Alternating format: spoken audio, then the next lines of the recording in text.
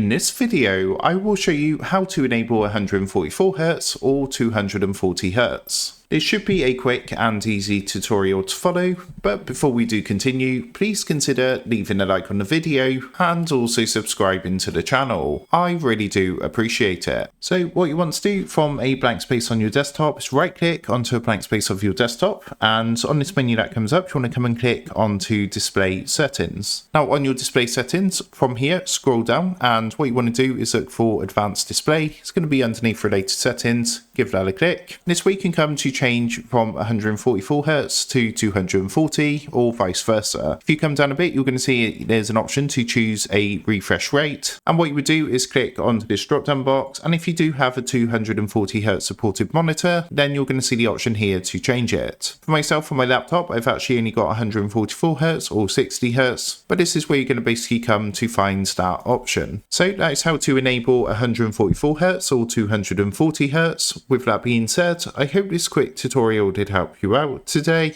and if this did help you out, I would really appreciate it if you was to consider dropping down below the video, leaving a like, and also subscribing to the channel. With that being said, I just want to take a minute to thank you guys for watching this quick tutorial, and I will see you in the next video.